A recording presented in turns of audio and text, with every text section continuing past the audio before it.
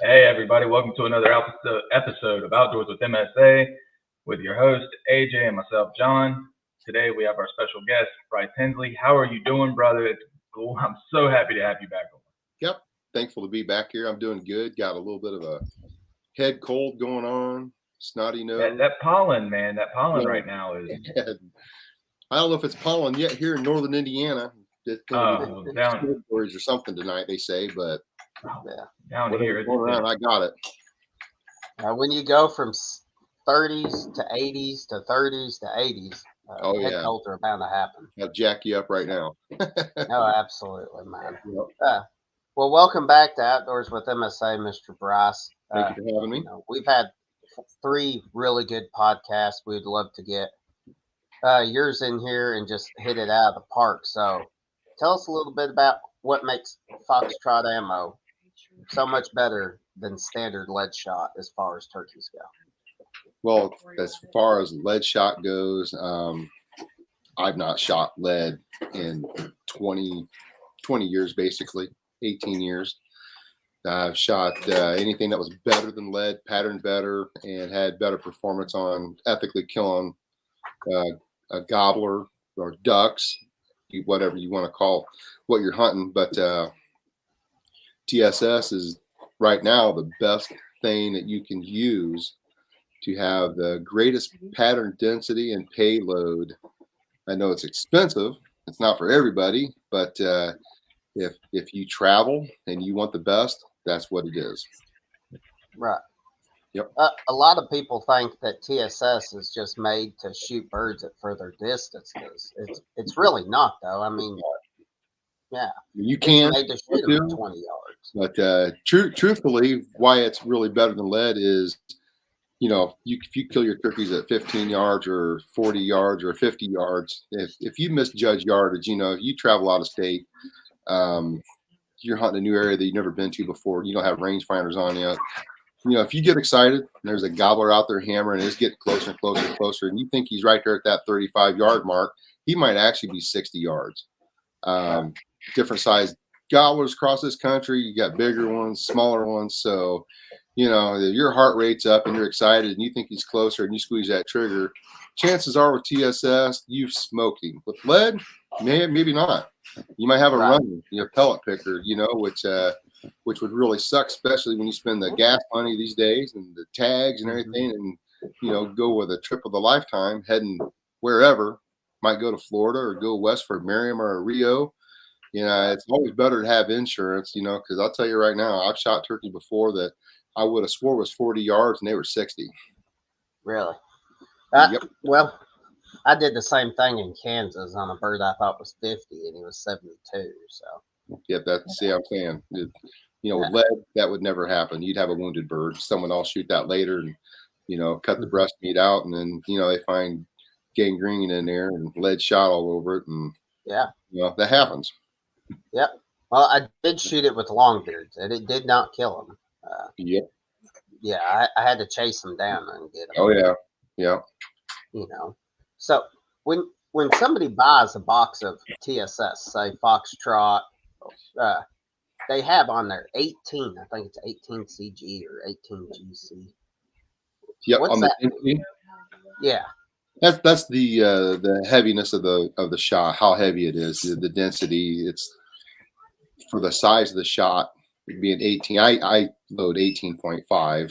Some of that comes out to 18.7, which means you're going to have less of that shot than 18.1.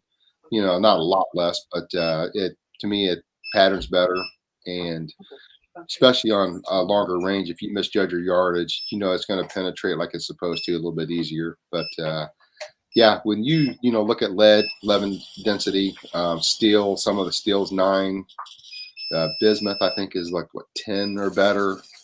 A heavy shot, 12 density. The federal heavyweight back in the day was 15. That just tells you, how dense, how heavy that pellet is compared to, that's just how they categorize it. So when Right. you're shooting anything that's 18 or better, I mean, it's the size of a Mack truck compressed down into like the size of a Volkswagen Beetle. Right. It's amazing. I've noticed that you get penetration. Like I shot a turkey last year.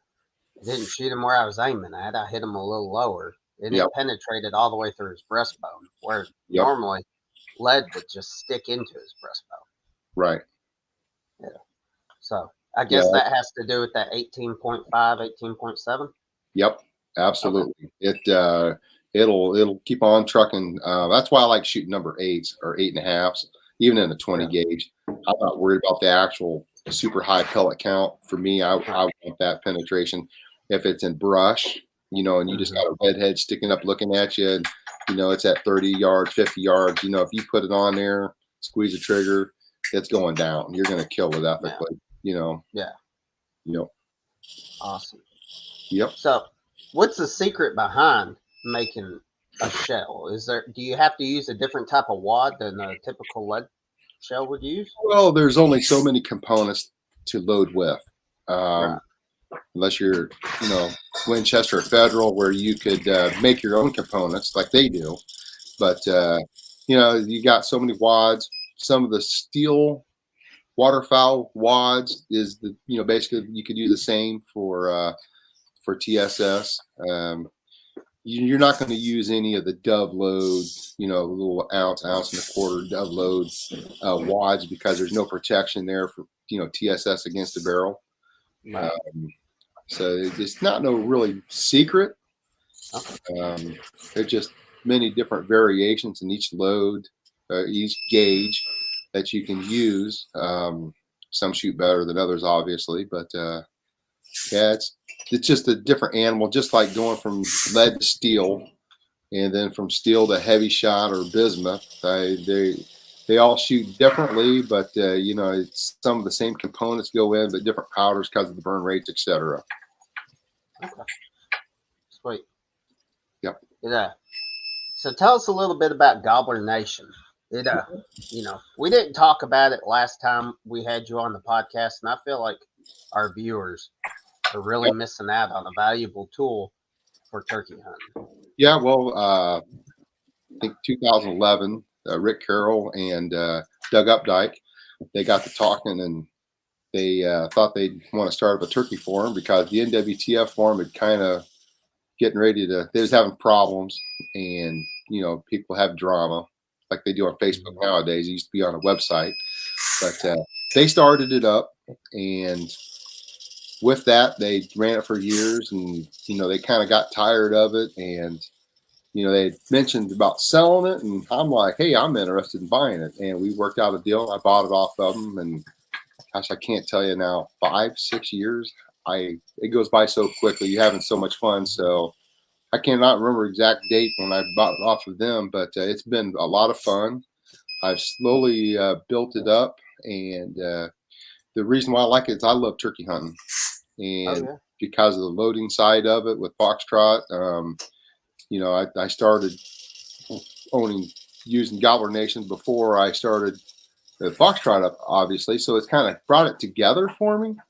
But it's a website where you can learn and meet people who are very passionate about turkey hunting, and not just turkey hunting, but you got a lot of deer hunters on there, guys that do a lot of fishing, trapping, hog hunting, coyote hunting, but the turkey hunting is the main thing. And you got major amount of deer hunters out there, major amount of duck hunters out there. Turkey hunters are kind of a special breed. It's gaining popularity, notoriety now.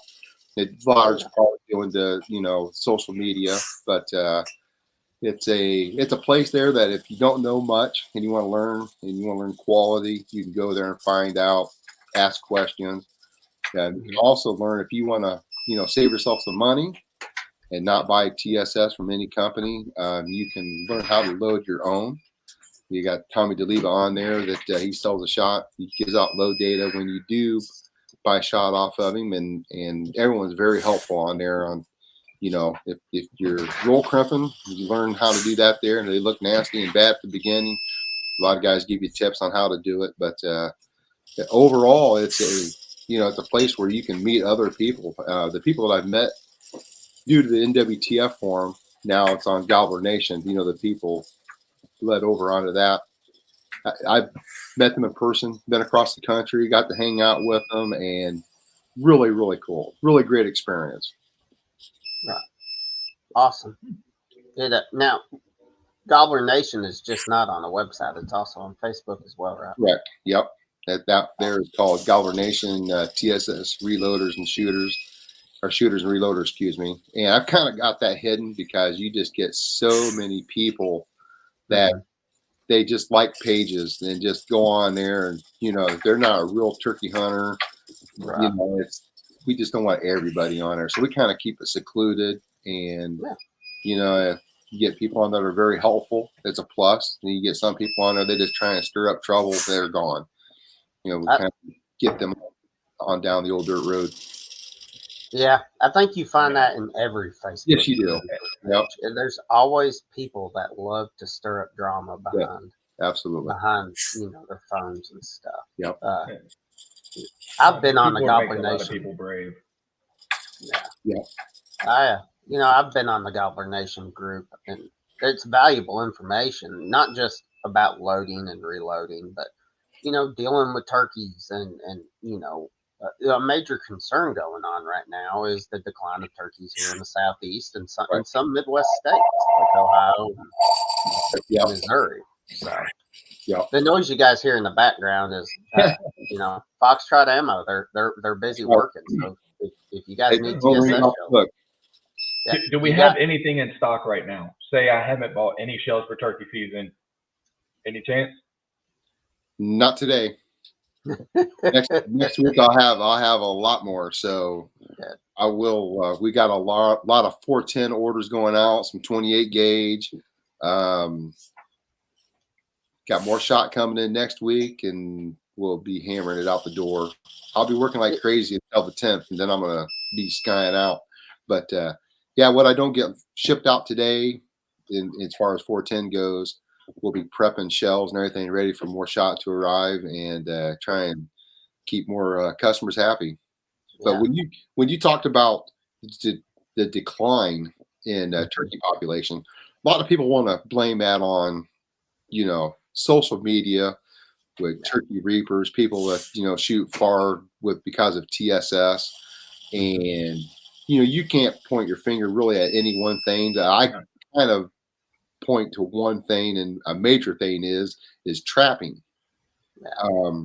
If you look at the fur market for trappers or coon hunters, run coon dogs and stuff, there's no money in it at all. Nope. And with that, you've got nest predation. They destroy, the eggs. There's nothing there. I mean, they've done study after study, and that is the biggest factor in my eyes. You got seasonal problems like spring rains and things that happen. You're going to get the ups and downs of that right there alone. But when you don't have a current fur market that pays someone their gas money at least to go out and hunt, then you've got a major problem there, because it's not worth going doing. Some people still do it because that's what they love. They enjoy doing it no matter what they're going to run their dogs. But I think that these states that got these declines, they actually need to do a balance. Incentivize it. They absolutely need to reinvest that money, because, when they take the loss of hunters, out-of-state hunters going some of these states, plus their own, citizens of that state hunting, is a downhill spiral. And, they try and change up seasons, or, make out-of-state hunters pay more money, and that's not doing anything. Mm-hmm. They need to do something that counteracts the skunks, possums, and raccoons, and they really should be pushed toward out there. And I've talked to other people, Tyler Peck with the Broken Arrow Outdoors, and he said that because of the trapping, a lot of people turn their nose at that. People that, even actually hunt, because, people like PETA who, every little thing is, oh my gosh, they're, causing harm to critters. But, it's a necessity. You have to keep that in check. And I think states really need to implement something. A few years ago, North Carolina did a bounty on coyotes. And when they first did it, their price was too high. And they had to shut it down for a little while because the state was running out of money. I think they were doing like $75 per coyote, and people were pulling up with truckloads of them. Right. And they were like, maybe $25. But it was very successful. Like if you did $10 a raccoon, $5 a raccoon, people would be bringing them in hand over fist. Right. I hear a lot of people complain about coyotes killing turkeys and stuff. Bobcats especially. They way more at killing turkeys than a coyote does. Coyotes, they do kill turkeys. They catch them in the wintertime. It happens. But nothing like predation do on nest. That is a major factor, I think. Coyotes, kill. It's going to save some fawns. You're going to save some turkeys. But I don't think coyotes actually actively destroy and raid a nest. Right. I was using that more as an example of the bounty system does work. Like I've seen Absolutely. South Carolina and South Dakota have a bounty system right now. So right on. Yep. Coyotes? No. Well, South Dakota is on all predators. Okay. South Carolina is on coyotes. What they did was they tagged a bunch of coyotes, and if you killed that coyote with that tag, they give you a lifetime license for it. So, yeah. Okay. I think I remember reading that, seeing that on Facebook.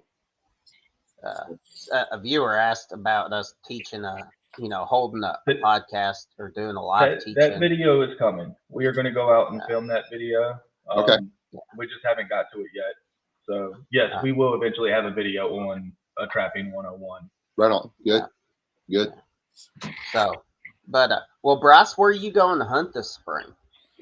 Well, Lord willing, I'll be leaving here around the April 10th. I'm going to head to Mississippi to hunt with a customer who's more like a friend to me, Chris Crow, and his best friend is Lyle Gilbert, Houndstooth Calls. So we're all three going to hunt together and hunt Mississippi for I don't know how many days. Hopefully we'll hop over for a day to Alabama, a state that I've hunted 3 times way back in the day when I first started turkey hunting. Have not killed one there yet. So hopefully I'll do that this year or this spring, and then possibly hit Tennessee for a day or two, hang out with Sean Matthews and Bo Witherington, who's on my Gobbler Nation pro staff. And then I got to be the 17th that evening. I got to be in Kentucky. My dad, we got property down there. And I got Ricky Burks, goes by VA Turkey on the Gobbler Nation website. And met him years ago because of buying Gobbler Nation, and started going to the NWTF there in Nashville, the turkey show convention, and became a good friend of mine. And we've been trying like crazy the last 3 years to get him there to hunt and kill a turkey there in the mountains. But Lord willing, that works out. We'll meet together on the 17th, hunt the 18th, 19th, and 20th. And then I'll be heading back home to try and catch up, get more product out the door, and wait for Kansas. I want to kill a Rio, and invited by Chris Crow again, and to go out there and do that. And then maybe at that point in time, I can hit Texas. I don't know if I have enough time, but after I get all that done, get back to Indiana, we'll see what happens. New York's got a late season. I've been invited there several times, so maybe go out there and get that done, and just see what happens. How many states have you killed birds in, Brice? It's been a while since I've counted, but it's got to be at least 12.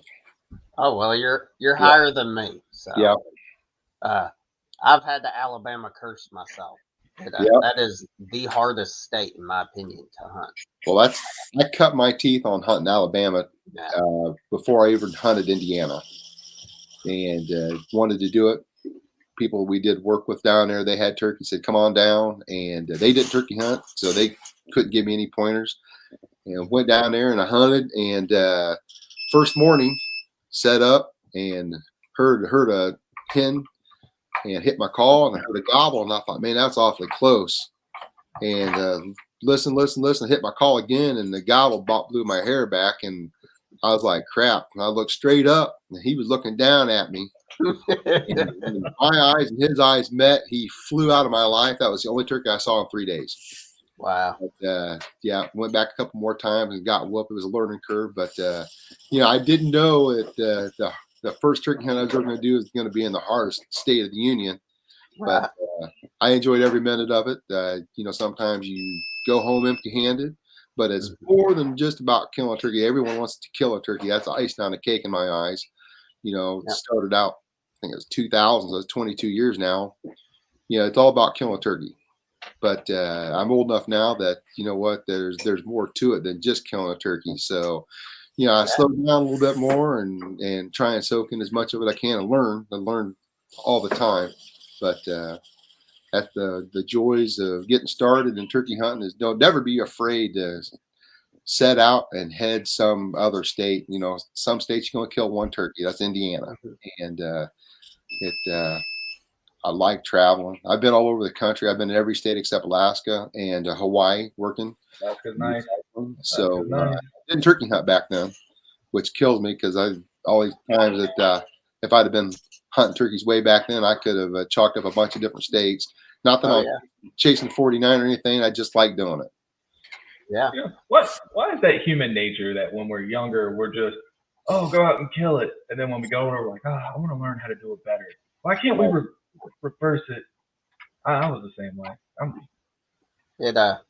Last year for me was the turning point. I tagged out in 3 days. Right. Got my butt kicked in Alabama, and then went to Kentucky and tagged one. And I really didn't sit there just to enjoy it. Yeah. I was just ready to move. And now I just want to sit back and enjoy them a little bit. So right, exactly. Don't want to bust them in the head, but well, you got friends, you got family, you got kids. It's always a plus that you can, head out with them, even if you've tagged out. Yeah, all in a turkey for somebody else and help them, introduce them into that turkey passion. That it's always a good thing. But we're going on Saturday. He's going to try to get me hooked. I'm still not sold on turkeys. I really thought when we went to the NWTF convention that he was going to get hooked on it. Being right. It was such a big event, Right. The event was a blast. I loved the event. Oh, did you ever see the video we posted of it? Yeah, I got to watch that. It's been a little while. I probably need to watch it again, but he did good. It's a little bit loud in there. Hard to hear everything. I'm going to try and come up with something for next year. I'd like to do it with you guys. Do a podcast right there at the booth that it won't be distorted and We'll be a little bit more prepared. I'll get the actual mic packs, that you clip onto your shirt and clips into your belt. That'll help with that because trying to do it with that little tiny boom on that camera, it picked up everything. Yep. Unfortunately. They've set a bet going on in the group chat or in our group that if John doesn't kill a bird opening day, that I've got to go clean shaven. Mr. Brice, I've not been clean shaven since 2010. So I'm gonna throw some of this FoxTrot ammo in a shotgun to just make sure that he kills on opening day. Good deal, exactly right. Yeah. So, we can't have that. I'm starting to feel a certain way with everybody not thinking that I can hunt. Like, guys, I'm a capable hunter. My naps cut into a lot. I do love my naps outdoors. Yeah, I can kill stuff. All right, y'all get off my back. Get off my back. Well, is Miss Venus gonna go with you guys to Mississippi, Alabama? She won't have any time to go out of state at that point in time. Hopefully, when Indiana opens up here, which they delayed the season back a week, so it opens April 27th on a Wednesday. It's a 2.5-week season. So hopefully she's killed a Jake before, but tried like crazy. Last year, a couple places turkeys were very uncooperative. Mushroom hunters and other hunters surrounding it like crazy, and turkeys didn't want to play like they should. Henned up, that's all part of it. But they, we could have took pot shots, out there real far. But hey, she's a good girl. She wants them to get kind of close and have a good hunt. We tried like crazy last spring. You just could not get it done. Wind, rain, etc. It just with her working, it just it didn't come together. But you know what? That's enjoy every minute hunting with her, and she just loves to hear him gobble and see him, and interact with the hens and interact with with calling, etc. But it's more than just the kill. The kill is the icing on the cake. You got to enjoy it, enjoy every minute of it. That's a big difference from like 20 years ago. When you're driven and you have to kill one. You don't know what you're doing and you're learning. You just got to keep on going day after day after day. Never give up. Yeah, I've heard people say that for 5 years they've hunted, they finally killed their first turkey. That blows my mind. I'm like, man, I'll tell you what, I go crazy if I didn't kill at least one once a year. But to go that long and not kill one, but you have to keep trying every day, even when you mess up. You got to log in your brain and okay, I messed it up. And I'm the kind of person that takes 4 or 5 times before I'm like, okay, you definitely got to quit doing that. Keep on trying. But hopefully next year. I talked to her about it. Hopefully next year she can take some more time off from where she's working and something will change on that end of it. And she'll be able to go out of state, especially out west. A lot of walking out there and everything, hunting, but it's so beautiful. And you don't want to do a lot of people out there. You can go out there and just enjoy yourself. It's not as fast paced. You can slow down, and that's one thing that I say with FoxTrot ammo is, Gobbler Nation is enjoy your hunt. Just go out there and just have fun, relax, and soak it all in. You only got so many times in this spring to go hunt, and you want the memories to last forever. So make it as enjoyable as you can. So we had somebody ask, what's your view on decoy use? On decoys? Yeah. I'll use a decoy sometimes, and sometimes I won't. When I'm running and gunning, or like hunting eastern Kentucky in the mountains, a lot of times because of the ridges, I won't take a decoy. I used to carry decoys up there, and after 2 or 3 years, I was like, okay, we're gonna leave that in the truck. If it's raining and you're gonna be in the holler or the bottoms, throw a decoy up. Mist and spit and rain. You might even set in a blind, but I'll use a decoy in that scenario. But a lot of times when I go out of state, I don't take decoys. To me, I think decoys for me it depends upon the situation. Hunting in the field, obviously, decoys help. Right. But here in Tennessee, the birds are just now starting to break up, or they're fixing to. They haven't broken up yet. So right now, I would use decoys in the field, on a logging road, and I would run 4 decoys, because that looks more natural. You're going to have big flocks of turkeys. 4 decoys looks more natural than 1. Right. And so that's why I would run decoys. This was like 4 days ago. They're still 6 days ago. Yeah. They're still pretty flocked up. And I mean, and what that picture don't show is that there's still there's at least 2 more toms that is in that area with that turkey. That's when he chased them out. So but no, I don't have that one. I think it just depends upon the situation. Like for Juvenile, I want turkeys in close for my kids. Right. I took my 6-year-old turkey hunting for his first time ever this past weekend. I had decoys at 20 yards. I wouldn't feel comfortable with him making a shot more than 20 yards. Right. That's the nice thing about turkey hunting is you can pretty much turkey hunt any way you want to. Yep. If you want to use a decoy, use a decoy. If you want to set in a blind with your kids or not, you can. All in close, you can shoot them at 50, 60 yards if you want to. So, that people get all hyped up on only wanting to hunt and think everyone else should hunt the exact same way they should. Right. And when I hear people start saying you're not a true turkey hunter if you do it this way, I'm like, whatever. I enjoy myself. I'll do what I want, how I want to do it, and love every minute of it. Right. Some states like Alabama, they've banned decoys for the first 10 days of the season. Right. You Yep. know, Well, I think when I first started turkey hunting down there, that at that point in time you couldn't use them, and then I think shortly thereafter they made it where you could. And it's kind of fuzzy. That's going back a few years. Is there any states that TSS is not allowed in that you know of? I don't know. I don't think so.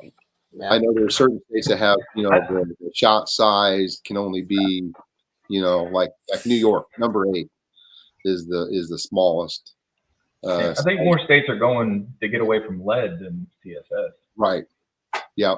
Like California, I think you can't use any lead there. So, they're a non-toxic state, but it's, it's so expensive. A lot of places, they probably wouldn't want to do that there. I mean, come on, look at the amount of lead that, the longbeards, how many turkeys are killed by that compared to TSS. TSS has gained popularity, only because of federal, other companies that are selling it, it's a lot of that growth is from social media, and it's because of federal selling it, it's really surged. And because of federal, your sub gauge, like 410 and 28 gauge, is now legal in certain states like Indiana. I heard talk that Iowa also now is that they were going to use 410 and 28 gauge. I don't know if they actually passed that or 100% or not, but I think I read that. When that happens, when you can use a sub gauge like a 410, then your possibilities of getting younger generation and women involved, it just helps all the way around. Well, you mentioned a gauge that is not a very common gauge, which is a 28 gauge, but it seems like it's gaining huge popularity. Oh yeah, because it shoots so good. Right. Yep. I want 16 to come back. I love my sweet 16. I've got the ammo for it. Yeah. Mine's too old. It can't handle it. Right there at the stock because it's a bolt action 16 gauge, and right there past the bolt, it's starting to crack down. It's old. It's like that gun don't even have a serial number on it. It's that old.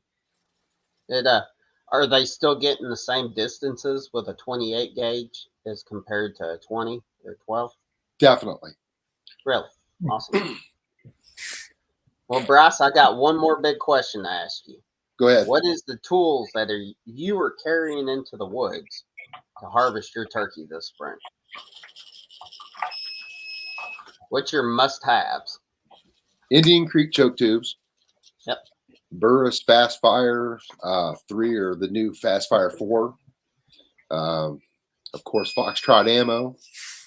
And then select mouth calls, select pot calls, a trumpet. Always carry a trumpet with me. And let's see here. I don't know. Turkeys. No crow call? Gotta have turkeys. Do you use a locator call? Yeah. This year I'll be using James Harrison, the owl hooter guy, Harrison Custom Calls. Okay. He's got the owl hooters, got crow call, pilot woodpecker. I'll be taking all 3 of those. Okay. Awesome. Yep.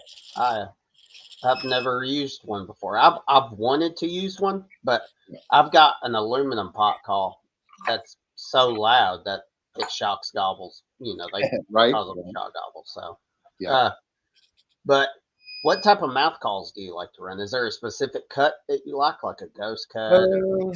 Ghost cut's good. Some bat wings. Gosh, I can't remember what the cut is called. Mm-hmm. But there's a lot of good companies out there that make great calls with mouth calls. So many Warbird turkey calls. He's got one, Graveyard Ridge. That's a good one that I run really well. Tom Teasers, they got the butt naked hen. I run that really well. There's several others that I use. Del Crow, he makes one called the BBT. That's a really good mouth call that I run really well. A lot of other people hunted that, but that right there, a guy from Gobbler Nation, Sam Sibilia, if I say his name correctly, from New York. he sent some calls to me, and I'm liking this one. This one's going really, really well for me. He did a really good job. You know, you could tell somebody that took the time. The tape and the I forgot what the stuff is that the reeds are made out of. It's perfectly straight. A lot of people, you'll find little rolls and rimples in them. Right. Yep. That guy knows what he's doing. Yep. Yeah, running really good. I'm really liking it. Yeah. Cheech Neary also, he's on the pro staff, Gobbler Nation. He sent me some mouth calls, and I've ran them. They're running really good. I don't have them here with me. I show that off too. Cheech is really good people. Yeah. Hey, Cheech, if you're watching, man, keep yeah, up a good work. Yeah, there's a lot of different guys out there that make mouth calls that sound really well. You just got to find a mouth call that fits in your mouth and runs well. So, any new news for Gobbler Nation? Say again. Any new news for Gobbler Nation? Like, is there anything big coming for 2022? Yeah, well, we're working on a few things. Looking to do a podcast, Gobbler Nation, FoxTrot Ammo together, and I think that'll be something that'll bring in full circle for me, myself, and my companies in Gobbler Nation. But it'll also to the hunting industry because podcasts are wildly popular. Yeah, you'll reach a segment of people who will come together and they'll learn more. And it's not that they're going to learn more, but when you meet people who's been hunting for many, many years, you're going to learn from them too. And I'm looking forward to doing that. Yeah, it's a blast. We love doing ours. Yes, sir. Absolutely.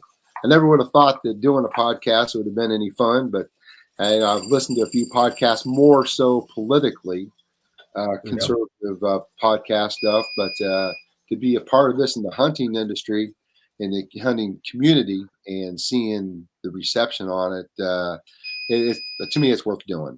And what you guys are doing is worth it.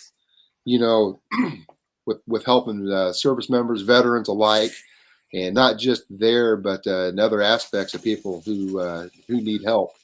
But putting forth your time and your effort, and that's one thing. That's why I, FoxTrot Ammo, did the donation of the gun for the shirts, which I will be wearing mine.